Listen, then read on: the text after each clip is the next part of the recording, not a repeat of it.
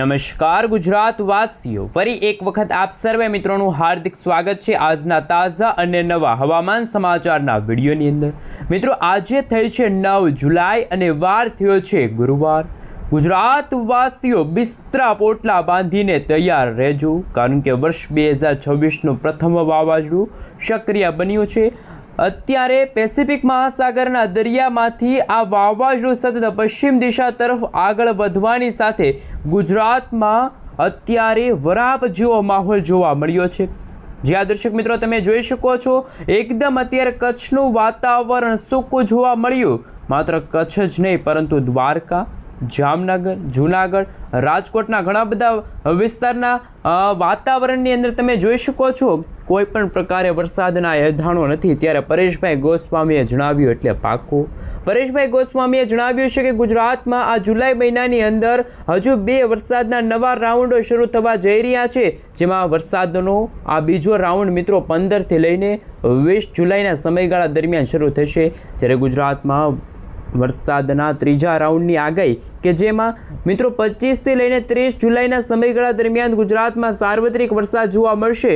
ગુજરાતમાં છેલ્લા 3-4 દિવસથી પડેલા અનાધાર અને મિત્રો તોફાની વરસાદના કારણે ગુજરાતમાં જ્યાં જુઓ ત્યાં પાણીના દ્રશ્યો સામે આવ્યા હતા, જેમાં સૌથી પહેલાં વરસાદની શરૂઆત સૌરાષ્ટ્રના દરિયાઈ કાંઠાના ભાગોમાં, જેમાં જૂનાગઢના ભાગોમાં 10થી 12 ઇંચ સુધીના વરસાદો પડ્યા। ત્યાર પછી વરસાદી ટ્રેન્ડ આગળ વધી અને મિત્રો આપને જણાવી દઈએ તો ખાસ કરીને અમરેલીના ખાંભા આસપાસના વિસ્તારોમાં 16થી 18 ઇંચ સુધીનો વરસાદ પડ્યો। ત્યાર પછી વરસાદી સિસ્ટમ છે ખૂબ જ મજબૂત બની। અરબ સાગરના દરિયામાંથી વરસાદી સિસ્ટમે યુટર્ન લીધો અને ત્યાર પછી વરસાદી સિસ્ટમ દક્ષિણ ગુજરાતના સુરતના દરિયાઈ કાંઠાના ભાગોમાં ત્રાટકવા માટે આગળ વધી હતી। અને ખાસ મિત્રો આપને જણાવી દઈએ તો સુરતમાં છેલ્લા 2-3 દિવસ પહેલાં જે વરસાદ વરસ્યો, જેમાં મોટા વરાછાના વિસ્તારોમાં તો મિત્રો 25 ઇંચ સુધીના વરસાદો પડતા જ્યાં જુઓ ત્યાં પાણીના દ્રશ્યો સામે આવ્યા છે। નવજીવન મિત્રો અસ્તવ્યસ્ત થયું છે। ત્યારે મિત્રો ખાસ કરીને આપને જણાવી દઈએ કે ઉત્તર ગુજરાતના ભાગોમાં આ વર્ષનું ચોમાસું થોડુંક નબળું રહ્યું છે તેવા દ્રશ્યો સામે આવ્યા। જો ઉત્તર ભારતના ભાગોમાં અત્યારે બનતી વેસ્ટર્ન ડિસ્ટર્બન્સ અને મધ્ય ભારતના ભાગો સુધી પહોંચેલી મિત્રો જે વોર્ટેક્સવાળી જે વરસાદી સિસ્ટમ છે, આ બંને વરસાદી સિસ્ટમ એકસાથે મર્જ થશે તો મિત્રો આગામી દિવસોને લઈને ફરી એકવાર ઉત્તર પૂર્વ ગુજરાતના ભાગોમાં વીજળીના ગાજવી સાથે ધોધમાર વરસાદ જોવા મળી શકે છે। સાથે મિત્રો અત્યારે ગુજરાતમાં ચાલી રહેલા નક્ષત્રને લઈને એટલે કે પુનઃ વસુ નક્ષત્રની પણ સૌથી મોટી અત્યારે આગાહી સામે આવી છે। અને મિત્રો આ નક્ષત્રનું વાહન ઘોડો છે અને આ નક્ષત્ર બાદ જે નક્ષત્ર શરૂ થવા જઈ રહ્યું છે એટલે કે 20 જુલાઈ પછી ગુજરાતમાં જે નક્ષત્ર શરૂ થશે પુષ્ય નક્ષત્ર, આ બંને નક્ષત્ર છે મિત્રો વાયદિકા છે, એટલે કે આ નક્ષત્રમાં જો વરસાદ વરસે તો આવનારા નક્ષત્રમાં વરસાદ પડતો હોય છે। તો કે મિત્રો આ નક્ષત્રના પહેલા 3 દિવસ દરમિયાન અનાધાર વરસાદ પડ્યો, ગુજરાતમાં રીતસરનું આભ ફાટ્યું, જ્યાં જુઓ ત્યાં તબાહીના દ્રશ્યો સામે આવ્યા, જળબંબાકાર જેવી પરિસ્થિતિનું નિર્માણ થયું। તો આવનારું નક્ષત્ર પણ ગુજરાતમાં તોફાની અસરો દર્શાવી શકે છે।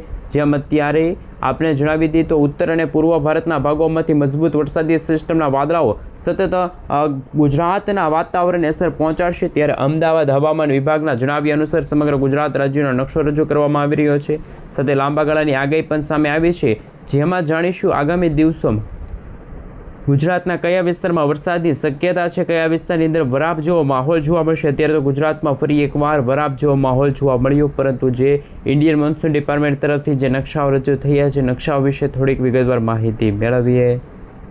હાલ મિત્રો અમદાવાદ હવામાન વિભાગ તરફથી સમગ્ર ગુજરાત રાજ્યના નકશાઓ છે રજૂ કરી દેવામાં આવ્યા છે, જેમાં આપ જોઈ શકો છો દક્ષિણ ગુજરાતના ભાગોમાં આજે વરસાદની માત્રા અને વિસ્તારમાં ફરી એકવાર ઘટાડો થતો જોવા મળ્યો છે। માત્ર દક્ષિણ ગુજરાતના 4થી 5 જિલ્લા કે જે હળવાથી મધ્યમ વરસાદી ઝાપટા જોવા મળશે। સાથે આજે સૌરાષ્ટ્રના ભાગોમાં પણ વરાપ જેવો માહોલ જોવા મળ્યો છે। તો બીજી તરફ ઉત્તર ગુજરાતના ભાગોમાં શું આવનારા 24 કલાકની અંદર વરસાદી સિસ્ટમ મજબૂત બનશે કે પછી કેમ નહીં। સાથે સાથે મિત્રો તમે જોઈ શકો છો ગુજરાતમાં અત્યારે સામાન્ય 40થી 50 કિલોમીટર પ્રતિ કલાકની ઝડપે તો તોફાની પવનો ફૂંકાય જ છે, પરંતુ ગુજરાતમાં જેમ સમયગાળો પસાર થઈ રહ્યો છે તેમ વાતાવરણમાં નવી વરસાદી સિસ્ટમો આકાર પામતી જોવા મળી છે।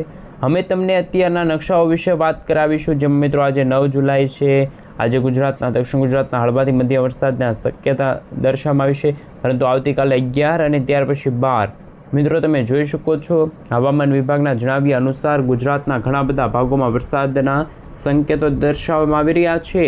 સાથે સાથે તમે જોઈ શકો છો 12 અને 13 જુલાઈના રોજ આપણે ખાસ તમે જોઈ શકો છો અત્યારે બદલાતા વાતાવરણને લઈને સૌથી મોટા સમાચાર કે 14 તારીખ સુધીમાં તો ગુજરાતના દક્ષિણ ગુજરાત અને સરહદી ખાસ કરીને મિત્રો તમે જોઈ શકો છો ગુજરાતના સરહદી જિલ્લાની અંદર પણ તોફાની પવનોની તીવ્રતા સાથે ગુજરાતમાં ભારેથી અતિ ભારે વરસાદની શક્યતાઓ છે એ દર્શાવવામાં આવી રહી છે। મિત્રો હેવી રેનફોલ ખાસ મિત્રો તમે જોઈ શકો છો તોફાની વરસાદોને લઈને નવી નક્કોર આગાહીઓ છે વ્યક્ત કરવામાં આવી છે। હવે મિત્રો મોડેલો દ્વારા જે આગાહીઓ વ્યક્ત કરવામાં આવી છે એમના વિશે વાત કરીશું। અમે તમને અત્યારનું સેટેલાઇટ પિક્ચર બતાવી રહ્યા છીએ। ગુજરાતના સૌરાષ્ટ્રના દરિયાકાંઠાના ભાગોમાં તોફાની પવનોની શરૂઆત થઈ ગઈ છે, જ્યારે અત્યારે રાજસ્થાનનો વિસ્તાર છે, રાજસ્થાનથી લઈને આપ અહીં જોઈ શકો છો ગ્વાલિયરનો વિસ્તાર છે, ખાસ જેતપુરનો વિસ્તાર છે, ત્યાં મિત્રો અત્યારે વેસ્ટર્ન ડિસ્ટર્બન્સની મજબૂત વરસાદી સિસ્ટમ સક્રિય થઈ છે। જો આ વરસાદી સિસ્ટમ આગામી કલાકોમાં દક્ષિણ દિશા તરફ આગળ આવશે તો ગુજરાતમાં જે બનાસકાંઠા, સાબરકાંઠા, અરવલ્લી, મહીસાગર, દાહોદ લાગુના વિસ્તારોમાં જે વાવણીલાયક વરસાદ નથી પડ્યો તે આગામી 25 થી 30 જુલાઈના સમયગાળા દરમિયાન સાર્વત્રિક અને વાવણીલાયક વરસાદના એંધાણો છે દર્શાવવામાં આવી રહ્યા છે। પરંતુ ગુજરાતમાં જેમ સમયગાળો પસાર થઈ રહ્યો હોય તેમ તેમ ગુજરાતના વાતાવરણની અંદર અસર પહોંચાડી શકે છે। એટલે કે અત્યારે ગુજરાતથી લઈને મધ્ય ભારતથી લઈને અત્યારે વરસાદી સિસ્ટમનું મિત્રો સર્કલ છે બનાવી લીધું છે તોફાની પવન। ખાસ મિત્રો તમે જોઈ શકો છો ગુજરાતમાં તોફાની પવનો પણ ફૂંકાઈ રહ્યા છે। ગુજરાતમાં પવનો છે એ મિત્રો હવે પછી કચ્છના વિસ્તારોની અંદર પણ જેમાં સરહદી વિસ્તારોની અંદર લાઈવ તમે જોઈ શકો છો બદલાતા વાતાવરણને લઈને અરબ સાગરના દરિયામાંથી વરસાદી સિસ્ટમ આગળ તો વધી છે, પરંતુ શું મિત્રો અરબ સાગરના દરિયાની જેમ અત્યારે જે પેસિફિક મહાસાગરના ઊંડાણવાળા વિસ્તારોમાં વાવાઝોડું બન્યું છે, વાવાઝોડાને લઈને તમે લાઈવ જોઈ શકો છો બદલાતા દિવસોને લઈને ગુજરાતના વાતાવરણને અસર પહોંચાડી શકે છે, પરંતુ આ ગુજરાત તરફ આગળ વધી રહ્યું નથી, પરંતુ ઇંગ્લેન્ડના વિસ્તારો છે। તો બીજી તરફ મિત્રો અત્યારે ઉત્તર પૂર્વ ભારતના ભાગોમાં નૈઋત્યના ચોમાસું ધમાકેદાર જામ્યું છે, પરંતુ બદલાતા વાતાવરણને લઈને ખૂબ ખાસ અગત્યના હવામાન સમાચાર ઉપર નજર કરીશું। તો કે બંગાળની ખાડીમાં તમે જોઈ શકો છો આગામી દિવસોમાં લો પ્રેશર સિસ્ટમ બનશે। લો પ્રેશર સિસ્ટમ છે એ મજબૂત બની જશે। મજબૂત બનવાની સાથે ભારેથી અતિ ભારે વરસાદની શક્યતાઓ છે દર્શાવવામાં આવી રહી છે। ભારેથી અતિ ભારે વરસાદના સંકેતો છે એ દર્શાવવામાં આવી રહ્યા છે। હજુ પણ મિત્રો આપ અહીં જોઈ શકો છો દક્ષિણ ગુજરાતના ભાગોમાં વીજળીના ગાજવીજ સાથે હળવાથી મધ્યમ વરસાદની શક્યતા છે। રેન અને ઠંડા વિશે પણ વાત કરવામાં આવી રહી છે। ભારેથી અતિ ભારે વરસાદના સંકેતો છે સામે આવી રહ્યા છે। તો અમુક વિસ્તારોમાં ઉત્તર ભારતના ભાગોમાં જે જમ્મુ કાશ્મીરના વિસ્તારો છે ત્યાં પણ તોફાની પવનો ફૂંકાતા છે એ જાહેર કરી દેવામાં આવી રહી છે।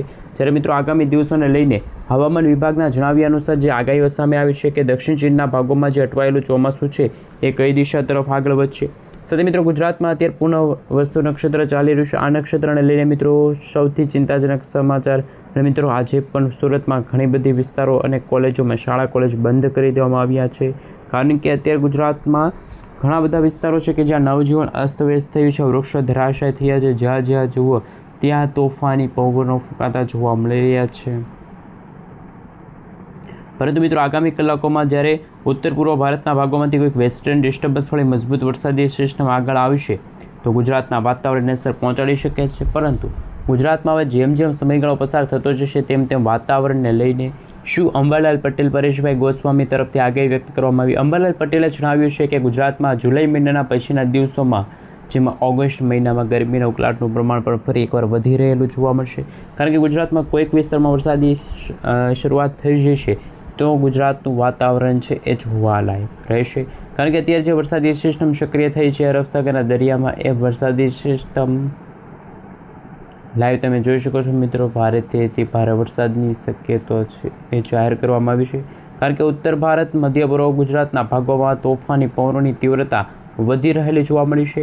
હવે તમને રેન અને ઠંડા વિશે પણ વાત કરીશું મિત્રો, પણ તમે જોઈ શકો છો કે આગામી કલાકોમાં જે ઉત્તર ભારતના વિસ્તારોમાંથી તોફાન આગળ વધી રહેલું જોવા મળી રહ્યું છે, પરંતુ મિત્રો ગુજરાતના ખાસ તમે જોઈ શકો છો ગુજરાતમાં ફરી એકવાર તોફાની પવનની તીવ્રતા પર વધતી જોવા મળી છે. ભારેથી અતિભારે વરસાદની શક્યતાઓ છે એ દર્શાવવામાં આવી રહ્યા છે. ભારેથી અતિભારે વરસાદની શક્યતાઓ છે એ દર્શાવવામાં આવી રહી છે. જ્યારે મિત્રો અત્યારે જે નક્ષત્ર ચાલી રહ્યું છે, જે વર્ષ 2026નું પ્રથમ વાવાઝોડું બન્યું છે, આ વાવાઝોડું કદાચ વાવાઝોડાની સાથે તોફાની પવનોની તીવ્રતા વચ્ચે ભારેથી અતિભારે વરસાદની શક્યતાઓ છે એ દર્શાવવામાં આવી રહ્યા છે.